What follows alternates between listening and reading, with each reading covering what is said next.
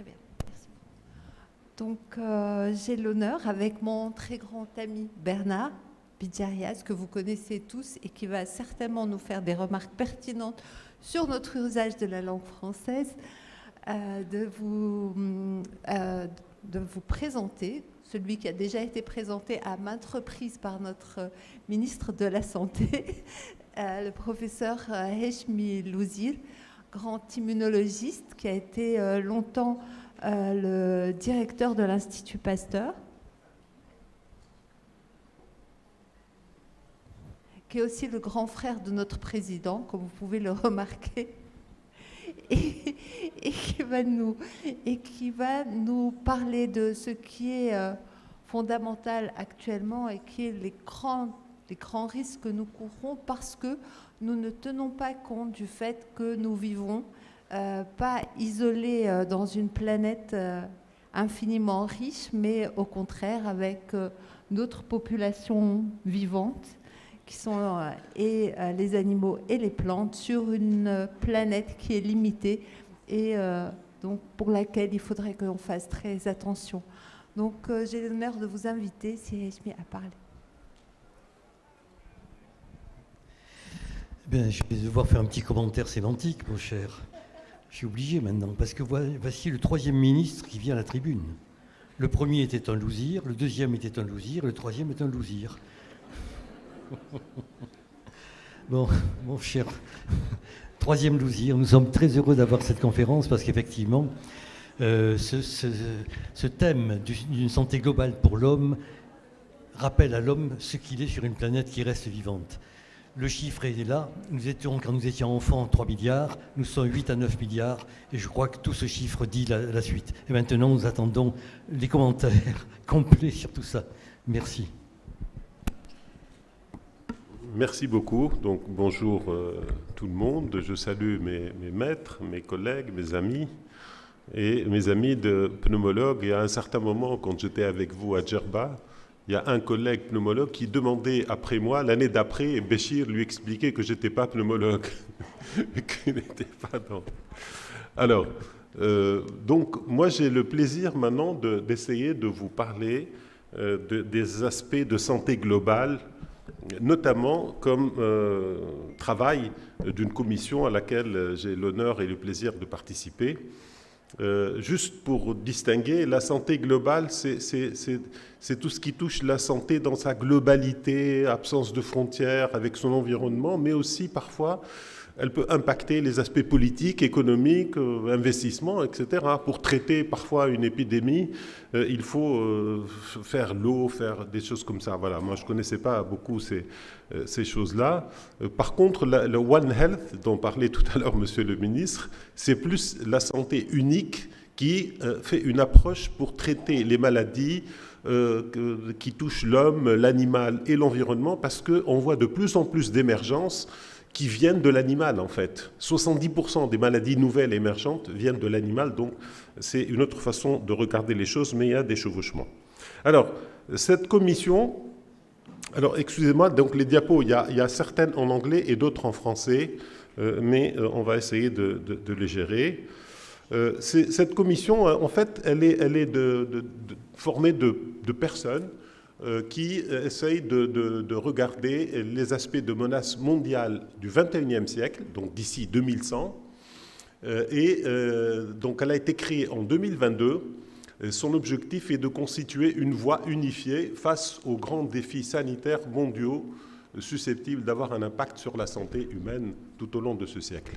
Donc c'est des gens internationaux qui collaborent, qui font des analyses fondées sur des données, en utilisant notamment les indicateurs, les DELIS, je vais les définir un tout petit peu plus tout à l'heure, et pour quantifier les impacts sanitaires. Le rapport sera publié dans 1-2 mois à peu près dans le journal Lancet, un rapport de 70 pages à peu près, et qui présentera une analyse de 7 menaces, on va les voir tout à l'heure, sanitaires majeures, avec une quantification de leurs impacts mondiaux et régionaux, ainsi que des recommandations, comment faire pour plus de résilience et pour réduire les risques. Voilà, donc Cette commission, donc, les personnes qui la composent, donc il y a les trois au plus haut, c'est vraiment le co-chairman, les deux co-chairman, Natalia Kanem, qui était à l'époque la directrice générale de l'UNFPA, et Christopher Murray, c'est vraiment une grosse personnalité que j'ai connu, c'est un type extraordinaire. C'est le directeur de l'Institute of Health Metrics and Evaluation. Ils sont basés à Seattle, à l'État de Washington. C'est eux qui ont développé tous les modèles mathématiques pour Covid et pour d'autres maladies, pour comment prévenir, lutter, et qui sont à l'origine de la définition des dailies, le poids des maladies. C'est eux qui ont défini ces systèmes-là. C'est à la fois des médecins, mais aussi des mathématiciens, des économistes, etc., et qui prennent la santé sous différents angles et sous différents aspects. Donc les autres sont classés par ordre alphabétique. Ça vient du monde entier. Il y a des gens de Nigeria, il y a de l'Angleterre, il y a la ministre de la Santé du Chili, il y a Ilira Capua, c'est une grande virologiste d'origine italienne, mais qui est à Johns Hopkins University. Il y a des gens qui viennent des sociétés, des sciences sociales, politiques même, président d'université. Il y a le Luis Augusto Galvao qui est de l'Institut, la Fondation Osvaldo Cruz au Brésil, mais à l'intérieur de la fondation, qui est une sorte d'Institut Pasteur, en fait, il appartient au réseau des Instituts Pasteur, ils ont créé à l'intérieur ce qu'ils appellent un Center for Global Health, qui traite de ces aspects de santé globale. Il y a des politiques aussi, comme Mario Monti, qui était ancien Premier ministre en Italie. Il y a un grand professeur, Peter Piot, de maladies infectieuses. Nicolas Meda, c'est un ancien ministre de la Santé au Burkina Faso, mais qui dirige un centre de recherche actuellement. Juan Pablo Uribe de la Banque mondiale, qui s'occupe des aspects de santé, de nutrition, au niveau de la Banque mondiale, avec beaucoup de programmes. Voilà, donc ces gens-là ont été invités pour faire partie de cette commission. Et on a travaillé pendant, maintenant, ça fait presque 3 ans. Donc la première annonce a été faite en 2022 par un petit article dans Lancet, qui est création de cette commission. Et ensuite, il y a eu des réunions. Les réunions, soit en présentiel, soit à distance. Une fois donc en Allemagne, une fois c'était à distance. À distance, c'est 2 jours à distance. Il faut être mobilisé comme si on se déplaçait en fait. Et après une réunion en Éthiopie, une autre réunion à distance, une autre au Brésil. À chaque fois, donc, on fait le point sur un certain nombre de choses. Il y a eu 2 consultations qui ont été faites pour voir l'avis d'autres personnes en dehors du cercle que j'ai montré tout à l'heure, entre autres une avec les aspects éthiques et une autre avec des experts en changement climatique, parce que les changements climatiques, comme vous allez le voir tout à l'heure, constituent une des menaces en santé globale dans le futur, d'ici 2100. Et puis après, d'autres réunions en Italie, à Bellagio, sur le bord du lac de Côme. Puis il y a eu une réunion à Paris, dans les locaux de la Banque mondiale, et une dernière réunion virtuelle dans laquelle on a finalisé les recommandations. Voilà. Donc les premières réunions, c'était identifier et sélectionner les menaces sanitaires majeures à inclure dans les rapports sur la base de l'expertise des commissaires. Donc il y en a 16, je vais les lister tout à l'heure. Après ces réunions initiales, des travaux de recherche spécifiques à chaque menace ont été présentés et discutés. C'est-à-dire que dans les membres de la commission, on identifie les personnes les plus aptes à faire un état de l'art par rapport à telle ou telle menace et faire une présentation de l'existant et donner un point de vue des membres de la commission par rapport à ça pour guider, pour essayer de voir comment interagir avec cela. Ensuite, des résultats analytiques. Alors, on dit analytique parce qu'on travaille, comme je vous ai dit tout à l'heure, ceux qui coordonnent, ceux qui font le travail de fond, c'est des gens qui font des modèles mathématiques à partir de certains indicateurs et à partir des données de la vie réelle entre 1990 jusqu'à 2023. Et après, ils voient comment les choses vont pouvoir évoluer en validant le modèle sur une période de 30 ans. Et basé sur des données réelles. Donc vraiment, c'est des gens très puissants. Et moi, j'étais impressionné par les jeunes, parfois, qui venaient venir, des postdocs, des doctorants de cet institut, et comment, très rapidement, avec les bases de données qu'ils ont, ils peuvent sortir des modèles très rapidement, avec beaucoup de fonctions mathématiques qui sont incompréhensibles, mais après, ça a du sens quand ça peut donner une idée de la situation. Donc les résultats ont été partagés, affinés, on a vu l'ampleur et la portée, et puis lors des réunions finales, on a fait des discussions, surtout sur des recommandations. Parce qu'une fois les menaces identifiées, connaissant un peu leurs déterminants, il faut faire des recommandations pour que d'ici 2100, on soit plus résilient et mieux préparé aux menaces aux santé qui nous attendent. Alors, les réunions, ça c'est pour les aspects éthiques, à qui on a posé 2 questions. Quelle est la période légitime? Parce qu'on discutait au début, est-ce qu'il faut aller jusqu'à 2050 ou 2100, etc., pour laquelle la Commission et les utilisateurs de ces travaux doivent se préoccuper des menaces. Ça, c'est la première question. Et la deuxième, faut-il, étant donné l'incertitude concernant ces menaces, est-ce qu'on doit adopter une posture neutre face au risque ou une approche de précaution? Donc, et puis ces experts en éthique se sont réunis et puis nous ont sorti, disons, des résultats de la consultation. Le calendrier, c'est jusqu'à 2100, qui couvre les générations actuelles et à naître, afin de maintenir la pertinence des résultats pour les décideurs politiques, parce que c'est adressé aux décideurs politiques, c'est adressé aux agences internationales, c'est adressé aux gens qui fixent les priorités, y compris de la recherche, parce qu'on va voir après que la recherche peut être une solution extraordinaire pour plus de résilience. Et les impacts postérieurs à 2100 seront décrits mais non modélisés, et la Commission adopte une approche équilibrée, fondée sur les preuves, qui peut fournir aux décideurs une évaluation probabilistique réaliste plutôt que des scénarios extrêmes. Et par rapport au risque, donc les décideurs et les gens de l'éthique ont besoin d'une orientation. Alors, oui, l'argument, c'est qu'ils disent que les décideurs ont besoin d'une orientation probabiliste pour se préparer de manière réaliste, et non des scénarios extrêmes. Donc il fallait donc faire cette approche équilibrée qui est basée sur des preuves en présentant des plages de probabilité. Voilà. Les consultations sur le changement climatique donc, a été faite avec les experts en changement climatique, comment ils prévoient les choses, en utilisant des modèles aussi mathématiques pour les spécialistes en changement climatique, et en comparant des scénarios climatiques fondés sur des modèles. Ça, c'est des modèles qui ont été développés, entre autres, les projections du GIEC, pour évaluer les effets du réchauffement global. Et l'analyse s'est concentrée sur les effets directs et indirects du changement climatique à travers les voies qui sont les températures extrêmes, la pollution atmosphérique par les particules, ce qu'on appelle les PM2.5, les feux de forêt, les inondations, tempêtes tropicales, retard de croissance, et aussi certaines maladies vectorielles, parce que qui dit changement climatique et réchauffement, il y a certains vecteurs qui peuvent transmettre les maladies de l'animal à l'homme ou de l'homme à l'homme, qui peuvent se développer dans certaines régions où ils n'existaient pas, et donc peuvent constituer des risques sanitaires supplémentaires. Les résultats suggèrent que les plus grands impacts du changement climatique concerneraient les maladies non transmissibles. Donc, les changements climatiques sont en train d'affecter les maladies non transmissibles, et dans le futur, en raison de l'exposition prolongée à la pollution et au stress thermique.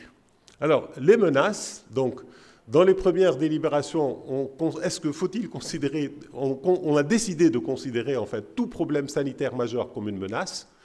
Tenter de les distinguer selon certains caractères, on a pensé que ce n'était pas pertinent, et ainsi tous les problèmes de grande ampleur ont été jugés plus rigoureux et scientifiques, cohérents. Donc on a inclus tous les problèmes, donc permettant d'obtenir des résultats comparatifs significatifs. Alors, comment on va calculer le poids? Bien sûr, pour ceux qui font de l'épidémio et tout, connaissent les DELIS, mais c'est bien peut-être de rappeler, j'ai posé la question à Bachir qui m'a dit oui, c'est bien de rappeler la définition, c'est une mesure synthétique de la charge globale de morbidité.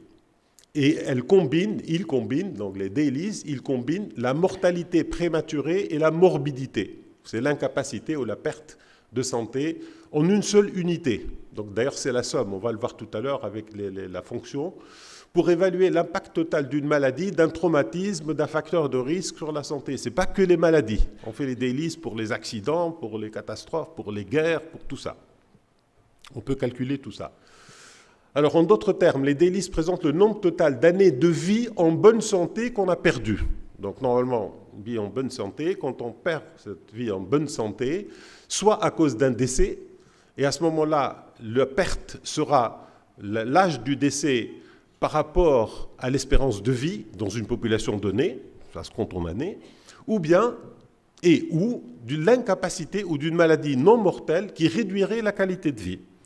Et j'ai pris quelques petits exemples. Par exemple, pour tout ce qui est années de vie perdues par mortalité, les choses sont très simples, c'est le nombre de décès et l'espérance de vie restante à l'âge du décès, selon une table de mortalité standardisée, notamment celle de l'OMS, par pays, etc. Donc, et là, on va voir des calculs tout à l'heure. Les années vécues avec une incapacité, c'est le nombre de cas incidents, et on fait un coefficient pour l'incapacité, pour l'handicap, c'est-à-dire 0 quand on est en bonne santé, et 1 quand c'est le décès. Par exemple, pour le diabète, il est calculé à 0,2. Donc, pour d'autres maladies, le VIH-Sida, c'est 0,4. Et donc, après, on calcule sur la durée moyenne d'une maladie et on a ce facteur-là. Si vous voulez un exemple, pour un décès par tuberculose d'un jeune qui meurt à 30 ans, alors que l'espérance de vie était de 75, il a perdu 45 dailies, 45 années de vie perdues. Okay? Donc, c'est ça. Pour une personne vivant avec une incapacité comme le diabète, s'il a vécu pendant 20 ans avec un diabète, ben c'est 20 ans multiplié par le facteur qui est en rapport avec la gravité du handicap qui est de 0,2, ça va donner 4 années d'années perdues à cause de 20 ans de diabète, par exemple. Okay, voilà. Et après, donc, il y a des maladies où il y a les deux, comme ici pour le VIH et SIDA. C'est à la fois une mort prématurée, donc le malade, ici l'exemple, il meurt à 40 ans alors que l'espérance de vie est 75, donc il a déjà perdu 35 ans. Et pendant les années qu'il a vécues avec le VIH, avec un coefficient de 0,4 de handicap, si vous voulez, il a perdu 6 ans, donc 35 plus 6, c'est 41 ans perdus en dailies. Alors, si on veut les calculer pour tout le monde, on multiplie le nombre de personnes, ça nous fait par an, et après on multiplie par le nombre d'années. Dans ce calcul-là, ça va de 2025 à 2100, donc fois 75, on a le poids de toutes ces situations-là. Okay? Ici, vous avez pour une année, c'est l'année 2023, c'est le global, le truc global des maladies mondiales, si vous voulez, Global Burden Disease, le poids des maladies globales. Et comme vous voyez ici en 2023, les maladies cardiovasculaires ont été responsables de 400 millions de dailies. Donc il y a eu 400 millions d'années perdues, soit à cause d'une mort prématurée, soit à cause d'une maladie. Et voilà, et donc vous voyez la dépression, le diabète, le paludisme, le VIH-Sida, ça c'est pour l'année 2023. Alors il y a un autre paramètre qui a été beaucoup utilisé par la Commission, c'est le paramètre de sociodémographique, l'index de sociodémographique. Il est composite, il a été d'ailleurs créé par cet institut, donc, dont le dirigeant et le directeur, c'est justement un des membres de la Commission, qui est co-chairman de la Commission, et qui compare les niveaux de développement socio-économique des pays ou régions et analyse son lien avec la santé.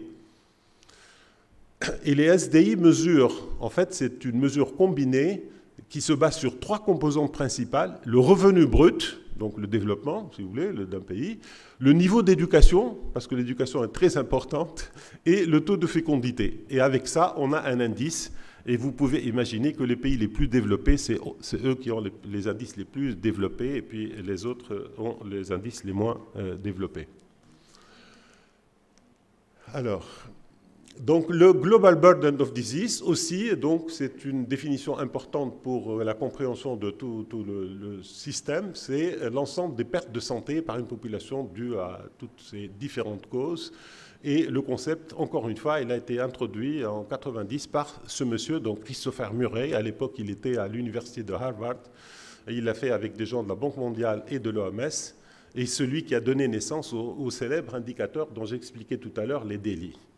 Et depuis 1997, c'est le centre, l'Institute of Health Metrics and Evaluation, qui dirige et qui coordonne ces Global Burden Disease, et c'est lui qui fournit ces informations au monde entier pour qu'il les considère dans le poids des maladies pour orienter leur façon de se préparer ou de développer des réponses à cela. Alors, ça, ce sont les 16 situations qui ont été identifiées par la Commission pour être étudiées et hiérarchisées et pour lesquelles donc, il faut apporter, disons, leur poids pour des ripostes. Donc il y a le tabac. Alors, ils ne sont pas organisés en fonction de leur poids. Donc c'est un peu au hasard. Donc il y a le tabac, la consommation d'alcool, les guerres conventionnelles, les guerres nucléaires, les pandémies, donc qu'on a vécu déjà Covid-19. Alors une cause qui m'a surpris personnellement, c'est la mauvaise utilisation de l'intelligence artificielle. On dit misuse artificial intelligence ou bien l'utilisation malveillante de l'intelligence artificielle. Donc l'intelligence artificielle est en train de donner vraiment d'apporter des solutions extraordinaires, notamment en santé et surtout en santé, mais quand elle est mal utilisée, elle peut être très dangereuse. Parmi les premières, okay, je ne veux pas dire combien, la résistance aux antimicrobiens, les changements climatiques, la pollution de l'air, l'obésité, elle se classe bien aussi, enfin le surpoids, la mauvaise santé mentale, le vieillissement non optimal, on parle de cette notion du vieillissement qui se fait avec des gens qui continuent à souffrir pendant la période de vieillissement, parce qu'il ne s'agit pas uniquement de prolonger la vie, mais il faut qu'elle soit prolongée en bonne santé. L'effondrement de l'aide, ça aussi c'est quelque chose qui m'a surpris personnellement, l'effondrement de l'aide au développement pour la santé. On est en train de vivre depuis quelques années un effondrement. Il n'y a plus de financement, il y a une baisse énorme des financements qui sont destinés à la santé, à la recherche, y compris l'aide de certains pays. Moi je vois, parce on voit les gens du NIH, du CDC, Atlanta et tout, on leur a coupé les budgets, mais pas qu'aux États-Unis, en Europe et ailleurs, parce que apparemment il y a des tensions et les gens se préfèrent dépenser l'argent pour l'armement, pour d'autres choses. Donc il faut que les États se préparent à ça. Et une des menaces en santé globale, c'est justement la baisse de ces investissements en santé. L'inégalité de revenus, ça c'est la pauvreté, et la malnutrition infantile et le faible niveau d'éducation. On avoue que ces deux notions, la pauvreté et l'éducation, ne faisaient pas partie des menaces au départ, parce que ce n'est pas des menaces directes en santé, mais moi-même avec d'autres, on a insisté pour les mettre, et on est content parce que c'est des menaces en santé, et s'il y a des réponses, c'est par rapport à cela. Par rapport à ça, c'est-à-dire améliorer l'éducation, et améliorer les inégalités entre les populations. On aura déjà avancé par rapport à ça. Alors, donc la Commission, on a décidé d'évaluer en fonction du fardeau cumulé, comme on l'a expliqué jusqu'à la fin du siècle, et mesurer en dailies. Et certaines menaces peuvent avoir un impact beaucoup plus important dans certaines régions, ou au sein de certains sous-groupes. Cette question s'est posée pour essayer de comparer, mais c'était très compliqué. Ça va être fait dans l'article, mais je ne vais pas en parler maintenant. Et d'ailleurs, je ne vais pas beaucoup parler des menaces maintenant, parce que... Alors, pour chaque menace, il y a les scénarios du cas pire et du scénario du meilleur cas. Dans l'évolution, c'est comme ça. Dans les modèles, donc, il y a et puis, il y a le scénario intermédiaire. Cette approche, elle se base sur ce qu'on appelle des frontières stochastiques ajustées au niveau et au taux de variation observé entre 1900 et 2023. C'est-à-dire qu'on observe ce qui se passe entre 1900 et 2023, on développe les modèles, on les valide sur les données réelles d'une période de 30 ans, et après, on voit des scénarios pires et des scénarios bons jusqu'à 2100. Et on propose le scénario intermédiaire aussi, qui est le pire moins le scénario bon quand il s'agit de dailies, bien entendu. Donc, ça, je l'ai dit. Quelques informations. En 2100, la population de l'Afrique subsaharienne va être dominante. Elle va représenter plus du tiers de la population mondiale. Elle ne représente que 10% actuellement. Il y a des populations qui vont se réduire, comme la Chine, le sud-est asiatique et l'Est. Les autres, c'est plus ou moins stable, mais avec une réduction aussi de l'Europe centrale. L'espérance de vie va augmenter un peu partout dans le monde. Il y a encore des petites différences, mais c'est un peu partout. Le petit décrochage que vous voyez, c'était la crise Covid-19. Et là, donc, vous voyez qu'en 2100, aussi bien l'espérance de vie en bonne santé ou l'espérance de vie tout court, ça va augmenter. Regardez par exemple l'Afrique subsaharienne en rouge, où l'espérance de vie en bonne santé, elle est autour de 45 ans actuellement pour les hommes et à peu près la même chose pour les femmes.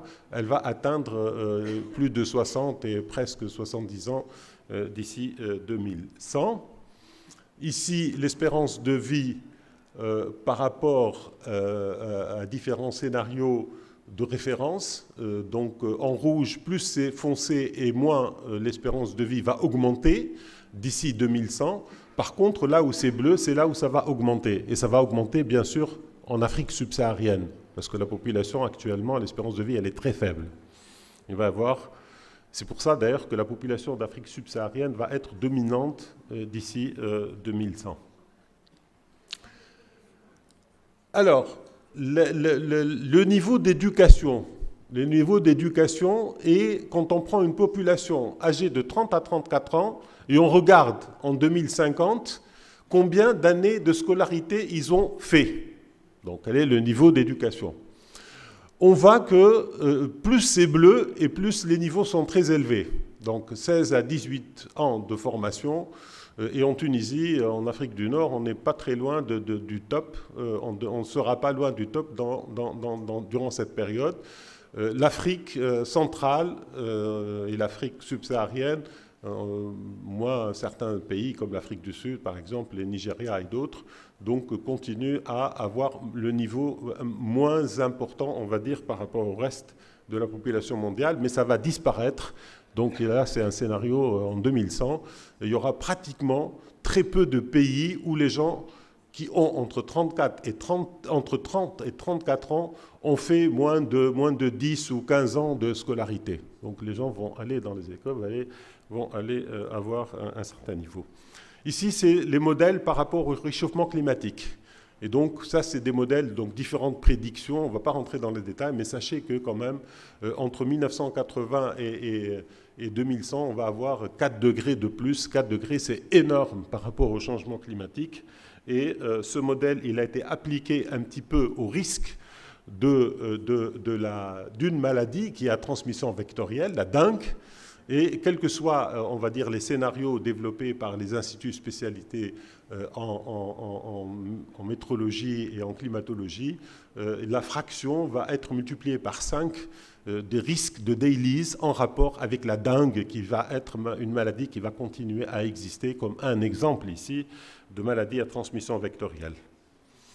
Alors, très rapidement, l'obésité, ça pose un problème. Et regardez ce schéma sur la période 90-2021, en fonction du développement, le SDI dont je vous ai parlé tout à l'heure, et vous voyez que le scénario en bleu, c'est le scénario optimiste, on va dire, le rouge, c'est la frontière maximale, et il est calculé là sur une fraction qui va de 0 à 1, qui voit l'impact, on va dire, du surpoids dans toute maladie confondue, parce que le surpoids, il peut impacter beaucoup de maladies, et vous voyez la tendance qui est à augmenter dans le monde, et ça va continuer à augmenter en 2100, et surtout, ça touche beaucoup plus les pays qui ont un développement économique et social important par rapport aux autres. Alors, il y a plusieurs façons de calculer la façon de faire. Et en 2080, s'il n'y a pas vraiment des mesures particulières pour réduire la prise de poids, par, je sais pas moi, une nouvelle façon de regarder les choses, ça risque de poser un problème de santé important. Ça, c'est pour les pandémies. Là, encore une fois, le modèle, c'est en vert, les données réelles, c'est en rouge.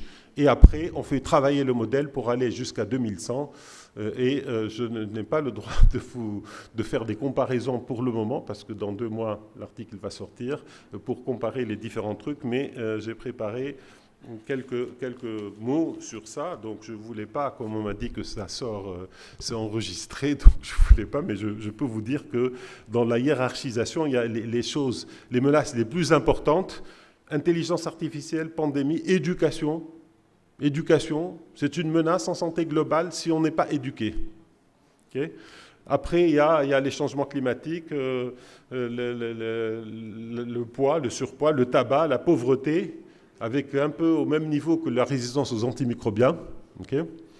Et le collapse de l'aide au développement orienté vers la santé, la malnutrition, et la dernière, c'est la fertilité. Alors, je vais encore passer 2 diapositives sur les recommandations. Je pense que c'est un point très important. Elles sont concentrées ici, mais elles vont être détaillées dans la publication. La première chose, d'abord, on a estimé que c'était bien de faire un monitor Lancet des menaces mondiales qui va continuer à travailler pour faire des mises à jour, des dailies évitables pour les menaces majeures, soumettre des rapports aux pays, aux chefs de gouvernement, aux ministres des Finances, ministres de la Santé. L'évaluation annuelle couvrirait des nouvelles données probantes sur les menaces qu'on a déjà identifiées et mesurées, et les conclusions doivent être présentées régulièrement aux différents forums mondiaux, le groupe de travail, les G20, les G7, les différents organismes qui s'occupent du monde, en fait, les Nations Unies, etc. Mais là, ce sont les 2 dernières diapos, celle-ci et la suivante, c'est des recommandations. Comment réduire l'impact de ces dailies et ces menaces en santé globale. La première recommandation à faire par rapport à ça, c'est augmenter considérablement l'investissement dans l'innovation pour créer des solutions révolutionnaires face aux menaces. Parce que quand on regarde des choses qu'on a déjà acquises pour réduire l'impact de certaines menaces qu'on aurait peut-être déjà eues maintenant, quand on revient en arrière, c'est l'innovation et c'est la science et la recherche qui a permis de faire avancer les choses. Okay. Donc il faut que les gouvernements jouent un rôle essentiel. Il ne faut plus attendre à ce que les bailleurs de fonds, le NIH ou CDC à Atlanta, ils ne vont plus donner de l'argent dans le futur. Il faut compter sur nos propres fonds. Il faut que nos États prévoient et jouent un rôle essentiel dans le financement de la recherche, dans la promotion des écosystèmes d'innovation. Je vais vous dire quelques mots par rapport à ça. De garantir un accès équitable et la création d'incitations politiques, entre autres les partenariats publics-privés. Et les efforts d'innovation doivent également s'attaquer aux obstacles et donner la priorité aux nouvelles technologies, mais aussi, ce n'est pas uniquement des technologies, il faut innover en matière de gestion, il faut innover en matière de financement, il faut innover dans le cadre politique, il faut avoir une vision pour changer. Ce n'est pas uniquement dans les technologies, c'est dans notre façon de faire, dans notre façon de gérer les choses. Et il faut créer, moi je dirais, là je rajouterai des choses personnelles parce que j'étais un peu impliqué dans des aspects par rapport à l'innovation, il faut ce qu'on appelle créer l'écosystème de l'innovation. Pour le créer, il y a 5 piliers. Il faut un environnement politique et réglementaire fort et qu'on décide qu'on veut aller vers l'innovation. L'innovation, c'est comment décliner les technologies, les découvertes en solutions industrielles, en solutions pour apporter, soit créer de la richesse, créer des marchés, ou créer des services et améliorer les conditions, comme pour le cas pour la santé. Donc il faut un environnement politique qui est sensibilisé par rapport à ça. Il faut un capital humain compétent, et en Tunisie, ce capital existe. Donc il y a des publications de qualité. On se classe parmi les meilleurs au monde. Malheureusement, ces publications ne sont pas toujours déclinées en solutions applicables. Mais il faut le faire. Comment? Par des infrastructures technologiques pour accéder aux infrastructures, au prototypage, au développement, et pour l'accès au financement qu'on n'a pas ou très peu en Tunisie, c'est ce qu'on appelle les capital risques, les venture capital, et d'autres instruments de financement qui financent l'innovation pour lui permettre d'accéder au marché. Et bien sûr, il faut que le marché, qu'il y ait une demande, mais on est un petit pays, la demande viendra du marché national, mais surtout international. Et pour fluidifier tout ça, il faut qu'il y ait une bonne réflexion par rapport à comment promouvoir le partenariat public-privé, comment promouvoir les systèmes pour permettre tout cela et fluidifier avec des nouveaux métiers, comme il y a des tas de nouveaux métiers de l'innovation. Voilà. La deuxième remarque, en dehors de la première, la deuxième recommandation, je dirais, en dehors de l'innovation et de la recherche, c'est construire et financer des systèmes de santé prêts à faire face aux menaces. Et là aussi, il faut compter sur nos propres moyens. Et donc, il faut que les systèmes de santé doivent faire face aux menaces, doivent être dotés d'une stratégie dynamique, de prévision. Ils se préparent maintenant. Ils ne se préparent pas plus tard. C'est maintenant qu'on prépare les systèmes de santé. Prévision, prévention, préparation, riposte, pour anticiper et éviter les menaces, si vous voulez, et répondre et atténuer les menaces qui vont arriver et qui vont arriver, quelles que soient. Donc il y a les pandémies, mais il y a aussi d'autres menaces qui vont arriver. Il faut construire des systèmes. Donc la construction nécessite des unités gouvernementales dédiées. Dans certains pays, ils sont en train de le faire. Donc ils font des unités, il y a des ministères, il y a des unités qui vont préparer les systèmes. Donc dans des registres de risques robustes, il faut qu'on ait les registres déjà, des investissements ciblés dans les capacités de planification et de réponse, le déploiement rapide de contre-mesures et des mesures de biosécurité intégrées. Je parle biosécurité intégrée parce qu'on va faire beaucoup de biologique pour répondre aux menaces des vaccins, etc. Mais dans le biologique, il y a aussi les risques. Il y a la biosécurité, il y a le biosafety, il y a le bioterrorisme, et donc il faut faire très attention par rapport à tout ça. Et le financement de la santé doit être soutenu et priorisé, appuyé par une budgétisation gouvernementale. C'est essentiel pour préparer aux menaces et donner donc une composante essentielle des systèmes de santé nationaux. Voilà, donc ça c'est la dernière diapo. Ce qu'on va faire là, très rapidement, donc l'article va sortir, et là il va donner beaucoup de détails. Il va détailler les menaces, il va les comparer, les hiérarchiser, et donner même des variations entre régions et entre temps, entre 2050, 2070 et 2100, etc. Et influence des facteurs transversaux, comme la pauvreté, le manque d'éducation, l'influence et l'intervention recommandée, qui vont être beaucoup plus détaillées et beaucoup plus spécifiques. Donc l'évaluation des risques en cours, donc traduction du rapport de la Commission, un mécanisme annuel, donc ça va être fait, j'espère, de surveillance qui évalue régulièrement les interventions et les progrès contre les menaces mondiales. Et je souhaite donc remercier d'abord tous les membres de la Commission avec lesquels on a partagé beaucoup de moments. On est devenus vraiment des relations particulières. Il le faut dans ce genre de situation pour vraiment produire des choses. Et puis surtout l'équipe de l'Institute of Health Metrics and Evaluation qui a fait tout le travail de modélisation et qui nous a assistés dans les différentes réunions. Et je vous remercie pour votre attention. Merci beaucoup. C'était absolument passionnant ce que cette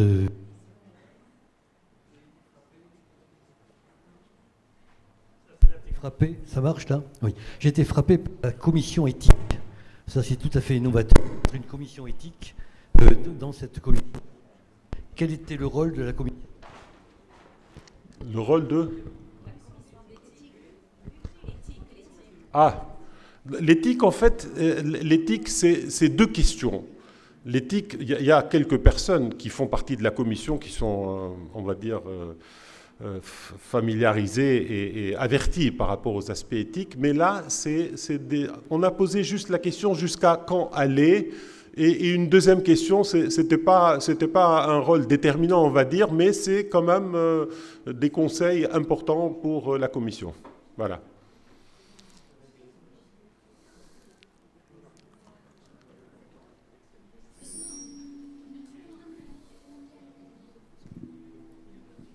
Ça ne marche pas.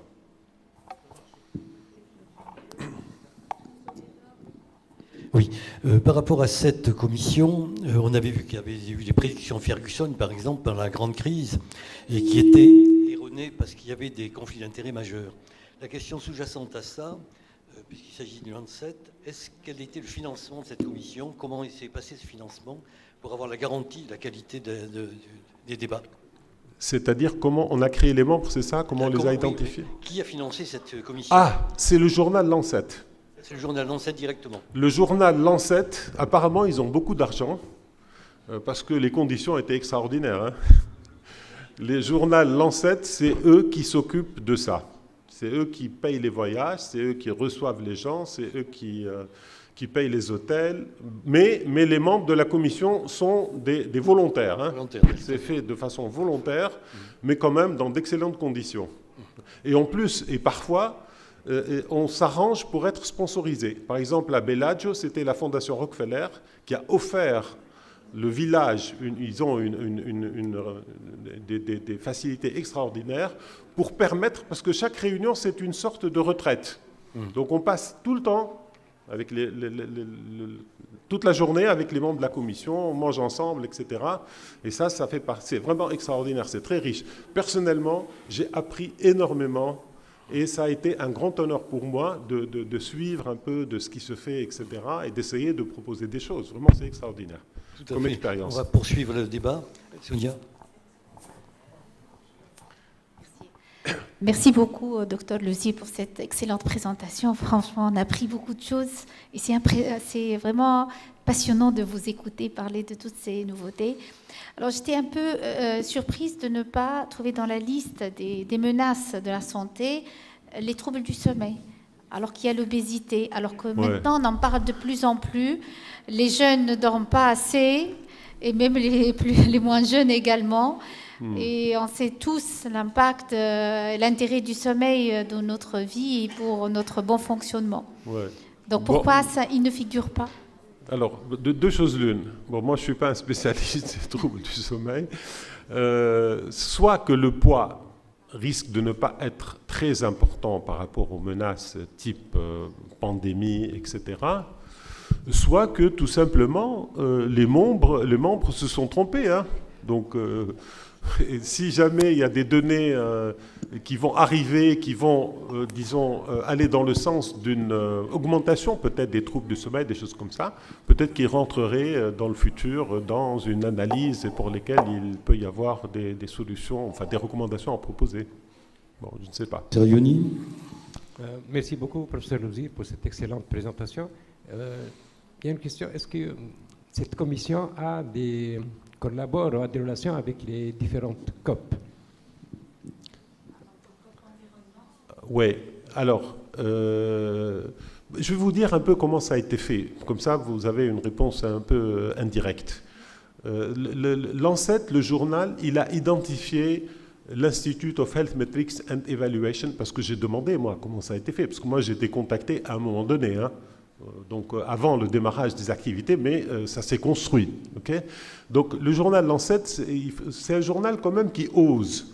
Et Lancet a été accusé parfois pour certaines prises de position. Hein. Donc c'est vraiment des gens engagés. Et l'éditeur en chef de Lancet, c'est un jeune qui est vraiment très dynamique et fonceur. Et il n'a pas peur. Et il y avait des choses dans la commission qu'on a un peu réduit, comme la bonne gouvernance et la mauvaise gouvernance. On est rentré dans des débats politiques, on s'est dit, c'est pas la peine de regarder ça. Parce que ça fait partie des menaces aussi. Donc, c'est juste pour dire donc, que ces gens-là, ils ont contacté, avec un premier cercle, avec l'équipe des Américains, de l'Institut Health Metrics and Evaluation, et puis après, il y a eu des contacts de différentes personnes pour les solliciter. Alors, certaines ont des connexions avec d'autres. Donc, il va y avoir des messages. Maintenant, l'objectif, c'est sortir l'article déjà, il va y en avoir d'autres après, c'est vraiment un gros pavé. Pour le moment, j'ai un manuscrit de 90 pages. Bon, je pense qu'il va rentrer dans 70 pages après, une fois édité, mais c'est énorme. Et après, le but, c'est de diffuser. Le but, c'est, d'ailleurs, on a souhaité, moi, on m'a assisté par quelques figures, quelques trucs pour ce que je suis en train de faire avec vous, et on m'a aussi dit qu'il n'est pas temps de donner la hiérarchisation des menaces dans le détail, parce que sinon, c'est pas bien, parce que l'article va sortir, etc. Voilà. Mais il y aura après toute demande qui viendrait d'un organisme qui souhaite avoir des données supplémentaires, des recommandations pour les mettre en œuvre, peut-être même en relation avec les États. Et moi, étant membre de cette commission, j'imagine que très rapidement, s'il y a des choses qui peuvent être impactées et importantes pour notre pays, bien sûr que je transmettrai, etc. Voilà. Donc le but, c'est de le faire avec tous ceux qui interfèrent et qui peuvent avoir, disons, un mot à dire. Le but derrière tout ça, c'est pas regarder pour regarder, c'est regarder pour faire des recommandations, pour mettre en place des mesures pour réduire les risques, pour plus de résilience. C'est ça l'intérêt. Alors parmi les plus de résilience, vous avez dit, j'ai dit recherche, innovation, développement biotechnologique, ça se positionne très, très, très bien. Donc il faut qu'on investisse dans les biotechnologies, il faut qu'on investisse dans le médicament de futur, les produits biologiques, etc. Ça fait partie des outils qui vont demain nous permettre de mieux résister contre les menaces et les différentes pathologies qu'on est en train de voir. Vous savez, avec des traitements, on peut réduire quand même une menace. Il y a des traitements qui guérissent, il y a des vaccins qui font disparaître des maladies. Donc c'est ça le futur. Est-ce qu'il y a une autre question dans la salle? Non? C'est Ali?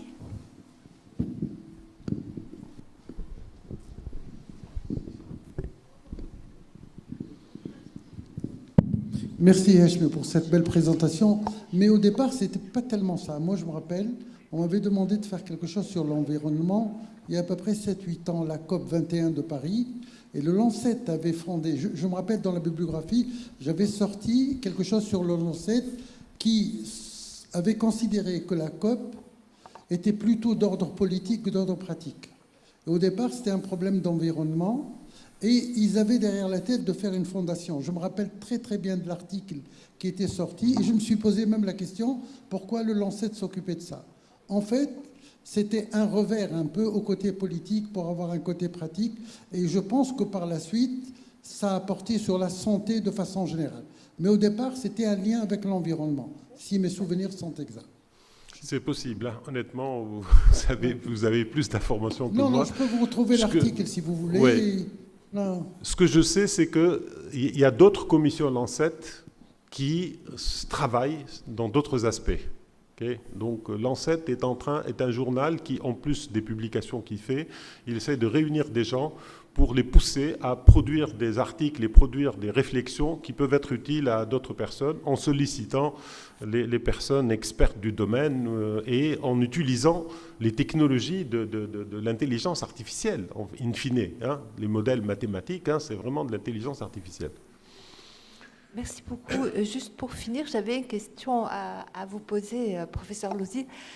Est-ce que moi, il me semble que les premiers qui devraient être impliqués sont les étudiants, parce que nos étudiants en médecine perdent beaucoup de leur enthousiasme entre le début de la première année et leur arrivée en tant qu'interne, résident, etc. Alors que ce sont eux, d'abord, qui maîtrisent le mieux les outils informatiques, et puis ce sont eux qui seront là dans la période concernée. Et si on doit avoir des idées et des idées qui peuvent être applicables, et je pense que ça c'est important. On met de l'argent dans la recherche, pas beaucoup. Mais la plupart, elle est juste pas théorique, mais ça donne des idées, mais ça ne va pas plus loin. Donc si on allait voir directement les étudiants avec une communication comme la vôtre qui était vraiment passionnante, est-ce que vous ne pensez pas que ça serait la façon la plus utile pour progresser? Je suis d'accord avec toi, Inès, mais en fait, quand on voit les recommandations, ça s'adresse surtout aux décideurs. Okay. Bien sûr qu'après, les acteurs, c'est la société civile, c'est la jeunesse, bien entendu, et même dans les décideurs, c'est parmi les jeunes décideurs, etc. C'est ça le futur. Mais quand on dit qu'il faut améliorer les financements pour la recherche, on ne veut pas le dire à un étudiant. Bon, l'étudiant, lui, il va s'impliquer dans la recherche, il va être averti par rapport à ça. Donc il n'y a pas de contradiction par rapport à ça, mais les messages et les recommandations attestés et justifiés par le poids des menaces et par une analyse rigoureuse, scientifique et prédictive sur des projections réalistes, etc., c'est pour sensibiliser les décideurs, pour que les décideurs aillent dans le sens où on peut atténuer les menaces d'une manière générale.